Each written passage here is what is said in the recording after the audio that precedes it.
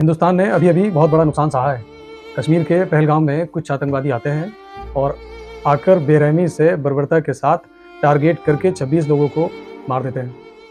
इसके पीछे क्या फेलियर है, किसकी वजह है कि वो अंदर कैसे आए और कैसे बेफिक्र होकर वापस चले भी गए और लोगों को मारते भी रहे, इस पर बात मैं नहीं करूँगा।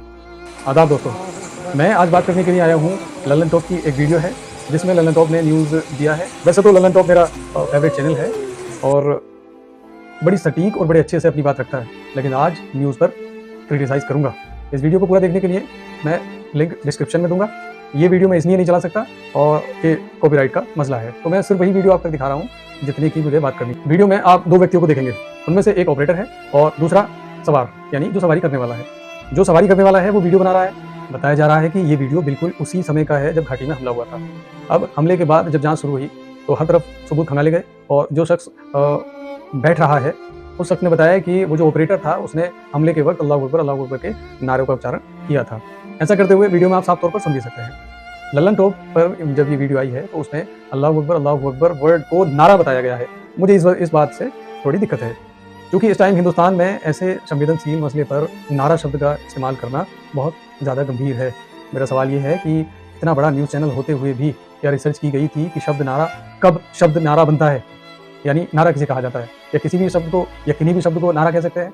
ये जानने के लिए मैंने किताबों और इंटरनेट का सहारा लिया और देखा कि नारा कहने के लिए उसकी कुछ शर्तें अनिवार्य हैं। किसी भी शब्द को, किसी भी बात को नारा तब कहा जाएगा जब उसमें कुछ एट्रीब्यूट्स होंगे। मुझे ये बात सिर्फ इसलिए बोलनी पड़ रही है कि कहीं ऐसा ना हो कि जैसे वो आतंकवादी आए और उन्होंने हमले किए और लोगों को मारा और बेगुनाह उसमें मारे गए, उसकी सज़ा उनको ज़रूर मिलनी चाहिए। लेकिन अगर हमने किसी बेगुनाह को सज़ा उस बात के ऊपर दे दी जो आतंकवादियों ने किया है तो वो वैसे ही होगा जैसे आतंकवादियों ने किया है। बस ये देखना जरूरी है कि इमोशनल या दर्द में हम किसी बेगुनाह को सजा तो नहीं दे रहे हैं। मैं ना तो इस ऑपरेटर यानी जो लड़का है इसकी तरफदारी कर रहा हूँ, ना ही मैं ये कह रहा हूँ कि ये बिल्कुल उनसे मिला हुआ नहीं है। मैं ये कुछ नहीं कह रहा हूँ, मैं सिर्फ ये कहना चाह रहा हूँ कि उसने जो अल्लाहू अकबर कहा है वो नारा नहीं होगा इस सिचुएशन में। तो ये सम्मानीय न्यूज़ चैनल है जिसको चाहिए था कि वो माहौल में तनाव की चीज़ें बढ़ रही हैं उसमें बड़ा सही सलीके से इस्तेमाल किया जा सकता था। और अगर आप ये कह रहे हैं कि अल्लाहू अकबर कहने से पब्लिक पर कैसा मैसेज जाने वाला है तो आप मुझसे बेहतर जानते हैं। बस क्योंकि आप इसको हल्के में ले चुके हैं, ऐसा जानबूझकर किया है, मैं ये भी नहीं कहूँगा, क्योंकि इस माहौल में लोगों को इस पर ध्यान खींचा जा सकता है इस एक शब्द से। तो हो सकता है कि आपने जानबूझकर किया हो, मैं ये नहीं कह रहा कि किया है, हो सकता है अनजाने में ये हुआ। मेरा कहना सिर्फ इतना है कि किसी के भी अल्लाहू अकबर कह देने भर से एक बहुत ही सम्मानीय न्यूज़ चैनल एक शब्द को बिना जांचे नारा बता देता है, जिससे कि माहौल में तनाव पैदा होने का खतरा बढ़ जाता है। सिर्फ ऐसे बोल देने से क्या आप उसे आतंकवादी समझेंगे?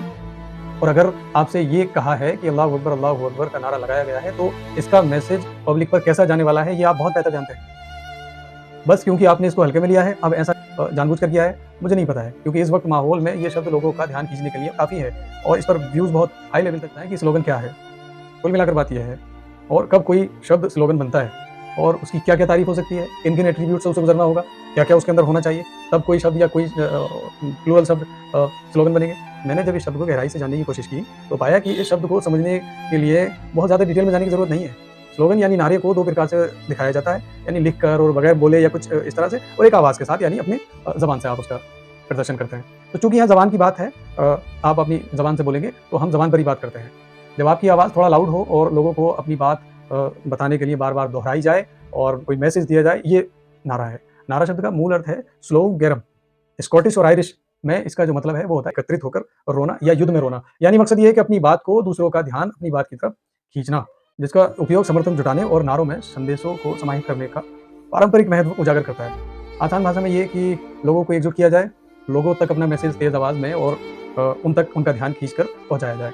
अब बात करते हैं उन शब्दों पर जिनको लेकर लोगों में बवाल है।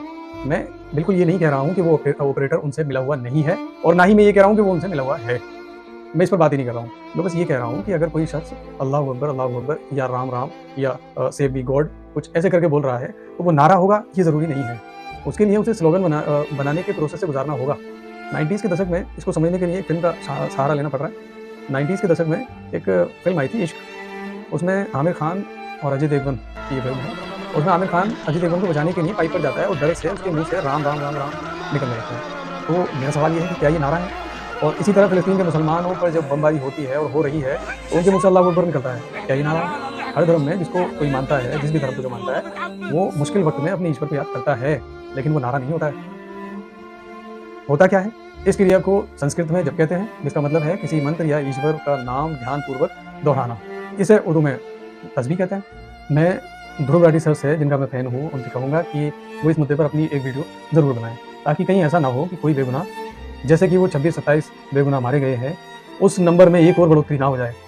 यानी हमारे देश का एक परिवार और ख़राब ना हो जाए। मैं फिर से बात अपनी दोहराऊँगा कि मेरा मकसद ये फैसला नहीं करना है कि वो ऑपरेटर उनसे मिला हुआ था या नहीं था। मैं ये कतई नहीं कह रहा हूँ। बिल्कुल हो सकता है कि वो उनसे मिला हो और बिल्कुल नहीं हो सकता है कि वो उनसे मिला हो। बस मेरा मकसद ये है कहने का कि आपत्ति इसी बात की है कि वो जो नारा कहकर न्यूज़ आम की गई है, जाने-अनजाने उस शख्स की जान को खतरा पैदा किया गया है कि अब जब तक उसकी इन्वेस्टिगेशन होगी, तब तक काफ़ी लोग, यानी ज़्यादातर लोग उसे अपराधी मान चुके होंगे। बस आपका शक इस आधार पर आया था कि अल्लाहू अकबर कह रहा है और हम इसे नारा कह रहे हैं। नारे कहने देने में और जप करने में बहुत फ़र्क है। तो सारे लोग उसे आतंकवादी की नज़र से देख रहे होंगे, तो फिर ये अजीब है। आपको बहुत गहरी जाँच करनी होगी। मैं ध्रुव राठी सर से फिर से गुज़ारिश करूँगा कि वो एक वीडियो ज़रूर बनाएँ। लल्लन टॉप भी बहुत अच्छा काम करता है, लेकिन कहीं न कहीं इस वीडियो पर मुझे ऐतराज़ है और इसे बेहतर बनाने की ज़रूरत है। इस तरह की और चीज़ें ना हों, इसलिए इस बात का करना ज़रूरी है। और दूसरी बात, अगर आप ये सब बहुत बेहतर जानते हैं कि जब भी कोई मुसलमान परेशान होता है और उसको लगता है कि अब मुश्किल वक़्त है और चीज़ें उसके हाथ से निकल रही हैं, यानी सिचुएशन बिगड़ रही है, तो उसके मुँह से बेसाख्ता ये निकल जाता है, अल्लाहू अकबर। क्योंकि ये उसका मानना है कि सब कुछ अल्लाह के हाथ में है। ये भी हो सकता है कि ये व्यक्ति चूँकि कारोबारी है और इसे ये लग रहा हो कि कहीं कोई हमला हुआ है उस आवाज़ को सुनकर, और इसलिए हर मुसलमान जो कि डर जाता है और इस शब्द को दोहराता है, अल्लाह का नाम लेता है, तो पूरे चांसेस हैं कि इसने भी इसी वजह से किया हो, क्योंकि ये कश्मीरी है और जानता है कि बंदूक या गोली की आवाज़ कैसी होती है, और इसी वजह से हो सकता है कि ये डर गया हो और इस वजह से ये तस्बीह पढ़ने लगा हो। मैं बिल्कुल इसकी तरफदारी में नहीं हूँ, लेकिन मैं उस वर्ड की तरफदारी में हूँ जो तस्बीह या जप कहलाता है। और इस बेस पर अगर आप किसी का कातिल या बेगुनाह मानने की कोशिश करते हैं, तो ये अजीब है। क्रिश्चियन मुश्किल में जीसस क्राइस्ट का नाम लेते हैं, ऐसे में हिंदू अगर होता है किसी मुश्किल में, तो वो शिव शिव ओम नमो शिवाय निकल पड़ता है। पूरी संभावना है कि ऐसा ही हुआ होगा। तो मैं सिर्फ़ यही कहना चाहूँगा कि कहीं ऐसा ना हो कि 26 निर्दोष मारे गए हैं, उनमें एक और निर्दोष मारा जाए और नंबर 27 हो जाए या नंबर इंक्रीज़ हो जाए। तो बहुत ध्यान रखना होगा, कहीं फिर से एक परिवार 26 परिवारों की तरह नुकसान ना उठा ले। जिन्होंने ये जुर्म किया है, उनको फ़ौरन फांसी पर लटकाया जाए। मैं कलीम पाशा इस बात को पूरे फ़ेवर में ऐलान करता हूँ। सिर्फ़ अल्लाहू अकबर के बोल देने को आप नारा कहकर पुकार रहे हैं इस सिचुएशन में, तो ये आप अजीब कर रहे हैं और इसका लोगों पर गलत संदेश जाएगा और आप ये कर रहे हैं। वीडियो पसंद आई हो तो आप सब्सक्राइब करें, लाइक करें, कमेंट करें, अपनी राय ज़रूर रखें। लेकिन ऐसे सोचें जैसे चीज़ों को कई तरह से सोचते हैं।